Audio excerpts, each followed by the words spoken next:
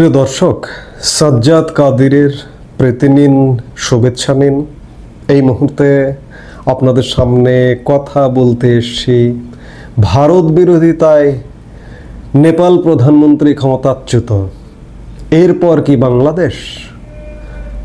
নেপালের আগামী প্রধানমন্ত্রী হতে যাচ্ছেন একজন ভারতপন্থী। এই আলাপগুলো আমরা এই মুহূর্তে বিশ্লেষণ করবার চেষ্টা করব। নেপালের সরকারের ক্ষমতাচ্যুতি বা ক্ষমতা হারানোর পেছনে আমরা গত কয়েকদিন যাবৎ মার্কিন ডিপ স্টেট পরিকল্পনার একটি ছায়া দেখতে পাচ্ছি নানাভাবে। বিশেষ করে সর্বশেষ এক বছর আগে বাংলাদেশে যেই স্টাইলে সরকার পতন হয়েছিল, জেএনজিকে খেপিয়ে দিয়ে সেনাবাহিনীকে আয়ত্তে নিয়ে, ঠিক একই স্টাইলে 8 তারিখ 9 তারিখ নেপালে আন্দোলন হলো, সহিংসতা হলো এবং সহিংসতার মুখে নেপাল সরকারের পতন ঘটল। এবং সহিংসতার চিত্র যদি দেখেন, বাংলাদেশের যে সহিংসতা ছিল, নেপালের সহিংসতা একই টাইপের, একই রকমের। প্রধানমন্ত্রী বাসভবনে হামলা, রাষ্ট্রপতি ভবনে হামলা, সংসদ ভবনে হামলা, মন্ত্রিপরিষদ সদস্যদের বাসভবনে হামলা। বাংলাদেশে এই ঘটনাগুলো কিন্তু ঘটেছে এবং নেপালে এক বছর পর সেই ঘটনাই ঘটল। এবং সর্বশেষ যেটি ঘটেছে যে ক্যান্টনমেন্টে সেনানিবাসে আশ্রয় নেওয়া। বাংলাদেশে সহিংসতা পরবর্তী 5 আগস্ট সময়কালে 2024 সালে বাংলাদেশের সরকারের শীর্ষ কর্তা ব্যক্তিরা আশ্রয় নিয়েছিল সেনানিবাসে। ঠিক তেমনিভাবে নেপালের সরকারের শীর্ষ ব্যক্তিরা, মন্ত্রিপরিষদ সদস্যরাও নেপালে আশ্রয় নিয়েছেন। যেদিন সরকার পতন হলো, মঙ্গলবার 10ই সেপ্টেম্বর নেপালের প্রধানমন্ত্রীকে হেলিকপ্টারে উড়ে যেতে দেখা গেল। অনেকে ধারণা করেছিলেন, বেশিরভাগ মানুষ ধারণা করেছিলেন যে তিনি হয়তো দেশ ছেড়েছেন। কিন্তু সর্বশেষ গতকালকে যেটি জানা গেল যে ওলি, কেপি শর্মা ওলি নেপালে সেনাবাহিনীর আশ্রয়ে আছে এবং শিবপুর ব্যারাকে রয়েছেন তিনি। এই সেনা হেফাজতে থাকাকালেই নেপালের প্রধানমন্ত্রী কেপি শর্মা ওলি একটা বিস্ফোরক দাবি করে বসেছেন যে ভারতকে ক্ষুব্ধ করবার কারণেই তাকে ক্ষমতাচ্যুত হতে হয়েছে। কেপি শর্মা ওলি সরাসরি ভারতকে দায়ী করলেন। ওলির দাবি, একাধিক সংবেদনশীল ইস্যুতে নয়াদিল্লিকে চ্যালেঞ্জ করার সাহস দেখান তিনি, আর সেই কারণে তাকে ক্ষমতা থেকে সরতে হলো। ঠিক কোন কোন ইস্যুর কথা জানিয়েছেন? ওলি দাবি করেছেন যে ভারতের ক্ষুব্ধ হওয়ার অন্যতম কারণ লিপু লেক বিতর্ক, যে এলাকাকে নিজেদের অঞ্চল বলে দাবি দিল্লির, অন্যদিকে ওলির সরকার তার নেপালের এলাকা বলে দাবি করেছে। এছাড়া অযোধ্যা তথা রামের জন্মস্থান নিয়ে ভিন্ন দাবি করায় তাকে রাজনৈতিক ক্ষমতা হারাতে হয়েছে, এমনটা দাবি স্বয়ং নেপালের প্রধানমন্ত্রীর। সরাসরি তিনি বলেন, অযোধ্যায় রামের জন্মস্থান নিয়ে বিরোধিতা করায় আমি ক্ষমতা হারিয়েছি। জানা গেছে নিজ দলের সাধারণ সম্পাদককে লেখা চিঠির মাধ্যমে তিনি ক্ষমতা হারানোর বিস্তারিত কারণ ব্যাখ্যা করেছেন। 2020 সালের জুলাই মাসে তৎকালীন প্রধানমন্ত্রী কেপি শর্মা ওলি ভগবান রামকে ভারতীয় না বলে নেপালি বলে দাবি করে বিতর্কের জন্ম দেন। ওলি বলেন, ভগবান রামের রাজ্য অযোধ্যা নেপালের বীরগঞ্জের পশ্চিম দিকে অবস্থিত এবং ভারত একটি বিতর্কিত অযোধ্যা তৈরি করেছে। ওলির দাবি নস্যাৎ করে ভারতের বিশেষজ্ঞরা। যে লিপু লেকের কথা ওলি উল্লেখ করেছেন, সেই লিপু লেক নিয়ে দীর্ঘদিন যাবৎ ভারত এবং নেপালের মধ্যে একটা দ্বন্দ্ব রয়েছে। এই বিতর্কের মূলে রয়েছে কালাপানি অঞ্চল। 1816 সালের সুগৌলি চুক্তি অনুযায়ী দুই দেশের মধ্যে এই অঞ্চলটির মাধ্যমে সীমান্ত নির্ধারিত হয়েছে। কালী নদীর উৎপত্তি স্থলকে নির্ধারণ করে সীমান্ত নির্ধারণ করা হয়েছে। নেপালের দাবি হলো কালী নদীর উৎপত্তি লিম্পিয়াধুরা থেকে, যা লিপু লেকের উত্তর পশ্চিমে অবস্থিত। তাদের দাবি, এ অনুযায়ী কালাপানি ও লিপু লেক উভয়ই নেপালের ভূখণ্ড। অন্যদিকে ভারতের দাবি, নদীটি কালাপানি গ্রামের কাছে শুরু হয়েছে, ফলে এই অঞ্চলটিকে নিজেদের উত্তরাখণ্ড রাজ্যের অংশ হিসেবে দাবি করে তারা। নেপালের সাবেক প্রধানমন্ত্রী কেপি শর্মা ওলি সরকার এই অঞ্চল নিয়ে কঠোর ছিল। ওলি ঘোষণা দেন, মহাকালী নদীর পূর্ব দিকে লিম্পিয়াধুরা, লিপুলেক এবং কালাপানি নেপালের অবিচ্ছেদ্য অংশ। এই ঘোষণার পর ভারতকে ওই অঞ্চলে রাস্তা নির্মাণ এবং বাণিজ্যিক কার্যক্রম বন্ধ করতে অনুরোধ করেছিল নেপাল। এমনকি দেশটি চীনকে জানিয়েছিল এটি তাদের ভূখণ্ড। তবে ভারত নেপালের অনুরোধ প্রত্যাখ্যান করে বলেছিল 1954 সাল থেকে তারা লিপুলেক দিয়ে চীনের সঙ্গে বাণিজ্য করছে। এবং আরেকটি বিষয় নিয়ে নেপাল বেশ অনড় ছিল, অযোধ্যা ও দেবতা রামের জন্মস্থান নিয়ে প্রশ্ন।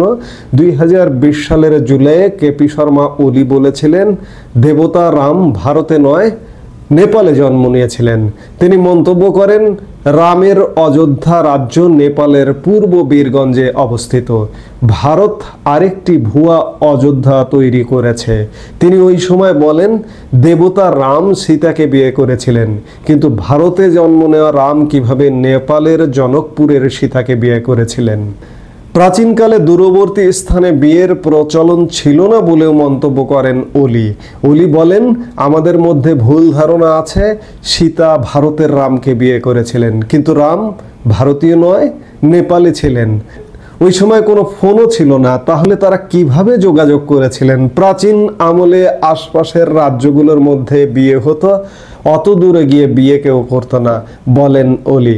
এমন বক্তব্য দেওয়ার পর তার বিরুদ্ধে ব্যাপক সমালোচনা হয়। কেপি শর্মা ওলি নিজে স্বীকারোক্তি দিলেন যে ভারত বিরোধিতার কারণে তার পতন হয়েছে। এই কথা সত্য যে ভারত বিরোধিতার কারণে হোক আর মার্কিন ডিপ স্টেট হোক কিংবা মার্কিন ডিপ স্টেটকে ভারত সহযোগিতা করে হোক, যেভাবেই হোক নেপাল সরকারের পতন ঘটেছে। তবে এ কথা মাথায় রাখতে হবে এই অঞ্চলের ভূখণ্ডগুলোকে, যারা ভারতের সাথে সীমান্ত ভাগ করে আমরা বসবাস করি, ভারত বিরোধিতা করে এই অঞ্চলে টিকে থাকা একদম কঠিন। শুধু ভারত সীমান্ত ভাগ করে নয়, ভারত বিশ্বের একটি অন্যতম প্রধান শক্তিধর দেশ। বাকি বিশ্ব আপনাকে কাউন্ট করবে তখন যখন আপনাকে ভারত কাউন্ট করবে। আমি এটি বরাবর বলি, আজকেও বলছি যে ভারত যদি আপনাকে কাউন্ট না করে, গণনায় যদি না রাখে, তাহলে আপনি ক্ষমতায় টিকে থাকতে পারবেন না।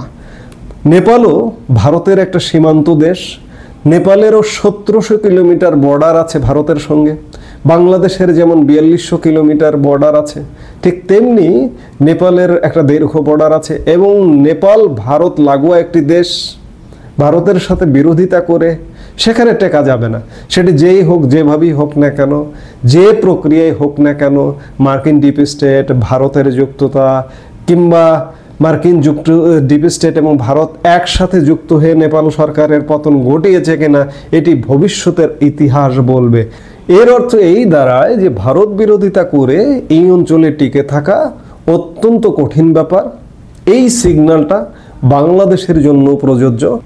কেপি শর্মা ওলির স্টেটমেন্টের আলোকে এই দাঁড়ায় যে এই অঞ্চলে দক্ষিণ পূর্ব এশিয়ায় ভারত বিরোধিতা করে টিকে থাকা ডেফিনেটলি কঠিন। আজকে এই জন্য বাংলাদেশ প্রসঙ্গ আসছে। বাংলাদেশে এই মুহূর্তে একটি অন্তর্বর্তীকালীন সরকার দায়িত্বপ্রাপ্ত এবং এই সরকারটি আপাদমস্তক ভারত বিরোধী সরকার। এই সরকারটি আপাদমস্তক পাকিস্তানপন্থী সরকার। এই সরকারটি একটা ঝুলন্ত অবস্থায় আছে, দুদুল্যমান অবস্থায় আছে যে কোনো সময় নেপালের পরিণতি আবারও বাংলাদেশে আর একটা ঘটে কিনা সেটি দেখার জন্য আমাদের নিশ্চয়ই অপেক্ষা করতে হবে। আরেকটি বিষয় যে কেপি শর্মা ওলি অভিযোগ করলেন যে ভারত বিরোধিতার কারণে তার সরকারের পতন হয়েছে। আপনারা খেয়াল করে দেখুন যে আগামীতে আজকে কালকের মধ্যে নেপালে যে অন্তর্বর্তীকালীন সরকারটি গঠিত হবে, সেই সরকারের প্রধানমন্ত্রীর দৌড়ে এগিয়ে আছেন একজন ভারতপন্থী। তিনি হচ্ছেন নেপালের সাবেক প্রধান বিচারপতি সুশীলা কার্কি, যার জীবনের একটি বড় অংশ, উল্লেখযোগ্য অংশ, মানুষের মানুষ গঠন, মানুষের জীবন গঠনের উল্লেখযোগ্য সময়টি তার ভারতে কেটেছে। সব ঠিকঠাক থাকলে সুশীলা কার্কি নেপালের আগামী প্রধানমন্ত্রী হতে যাচ্ছেন। বুধবার 5,000 যুবক আন্দোলনকারী একটি ভার্চুয়াল বৈঠক করে অন্তর্বর্তী সরকারের প্রধান হিসেবে কার্কির নাম প্রস্তাব করেছে। কিন্তু কে কার্কি? প্রধানমন্ত্রী হিসেবে কেনই বা তার পক্ষে এত বেশি সমর্থন মিলেছে? 1952 সালের 7 জুন নেপালের বিরাটনগরের শঙ্করপুরে জন্ম কার্কির। রাষ্ট্রবিজ্ঞান নিয়ে পড়াশোনা করেছেন, স্নাতক এবং স্নাতকোত্তর করেছেন ভারতের উত্তরপ্রদেশের বেনারস হিন্দু বিশ্ববিদ্যালয় থেকে। আমি খানিক আগে বললাম যে একজন মানুষের মানুষ গঠন হয়ে ওঠে সাধারণত বিশ্ববিদ্যালয় জীবনে। এই কার্কি পড়াশোনা করেছেন ভারতের উত্তরপ্রদেশের হিন্দু বিশ্ববিদ্যালয়ে, যার কারণে খুব স্বাভাবিকভাবে ভারতীয় প্রভাব তার মধ্যে আছে। জীবনের প্রথম দিকে তিনি শিক্ষকতা করেন, পরে 1979 সাল থেকে তিনি আইনজীবী হিসেবে কাজ শুরু করেন। 2016 সালে তিনি নেপালের সুপ্রিম কোর্টের প্রথম মহিলা প্রধান বিচারপতি হিসেবে নিযুক্ত হন। ঘটনাচক্রে প্রাক্তন প্রধানমন্ত্রী কেপি শর্মা ওলির নেতৃত্বাধীন সাংবিধানিক পরিষদই কার্কিকে সেই পদে বসায়। বিচারপতি থাকাকালীন তিনি একাধিক যুগান্তকারী রায় দিয়েছিলেন এবং নিজেকে একজন সংস্কারবাদী হিসেবে তুলে ধরেছিলেন। দুর্নীতির দায়ে নেপালের প্রাক্তন মন্ত্রী জয়প্রকাশ গুপ্তকে তিনি দোষী সাব্যস্ত করেছিলেন। জয়প্রকাশ ছিলেন নেপালের প্রথম কোনো মন্ত্রী যিনি দুর্নীতির দায়ে জেলে যান। এছাড়া শান্তিরক্ষা মিশনে দুর্নীতি থেকে শুরু করে বিতর্কিত নিজগড় ফাস্ট ট্র্যাক প্রকল্প, বিভিন্ন সংবেদনশীল মামলার সঙ্গেও যুক্ত কার্কি। এরপর 2017 সালে নেপালের কমিউনিস্ট পার্টি এবং নেপালি কংগ্রেস তার বিরুদ্ধে ইমপিচমেন্ট প্রস্তাব আনে, তবে ব্যাপক জনসমর্থন জোরে তা প্রত্যাহার করে নেওয়া হয়। অন্তর্বর্তী নেতা হিসেবে প্রাথমিকভাবে কাঠমান্ডুর মেয়র বালেন্দ্র শাহর নাম উঠেছিল। জেনজির তরফ থেকে তার সঙ্গে বারবার যোগাযোগের চেষ্টা করা হলেও তিনি সাড়া দেননি। নেপালের সংবাদ মাধ্যমকে জেনজির এক প্রতিনিধি বলেন, যেহেতু তিনি আমাদের ফোন ধরেননি তাই আলোচনা করে অন্য নামে চলে যায়। সবচেয়ে বেশি জনসমর্থন মেলে সুশীলা কার্কির পক্ষে। জানা গেছে তরুণ প্রজন্ম কার্কির কাছে প্রস্তাব নিয়ে গেলে তিনি সমর্থনের জন্য কমপক্ষে 1000 লিখিত স্বাক্ষর চেয়েছিলেন। যদিও তাকে অন্তর্বর্তী সরকারের প্রধান হিসেবে সমর্থন করে ইতিমধ্যে 2500-এর অধিক বেশি স্বাক্ষর সংগ্রহ হয়েছে। তবে কার্কি সম্মতি দিলেই তিনি আনুষ্ঠানিকভাবে প্রধানমন্ত্রী হতে পারবেন না। এর জন্য প্রথমে তাকে সেনাবাহিনীর শরণাপন্ন হতে হবে। এরপর প্রেসিডেন্ট রামচন্দ্র পৌডেল অনুমোদন দিলেই তবেই ক্ষমতায় বসবেন কার্কি। এরপর শান্তি কি ফিরবে নেপালে? এর উত্তরটা নিশ্চয়ই সময় দেবে। খেয়াল করে দেখুন যে কেপি শর্মা ওলি অভিযোগ করছেন যে ভারতের বিরোধিতার কারণে তার পতন হয়েছে এবং ক্ষমতার মসনদে বসছেন একজন ভারতপন্থী যিনি ভারতে বেড়ে উঠেছেন। কি ঘটতে যাচ্ছে নেপালে? এরপরে কি বাংলাদেশে? এই প্রশ্নটা রেখে এই মুহূর্তের কথা শেষ করছি। সবাই ভালো থাকুন, সুস্থ থাকুন।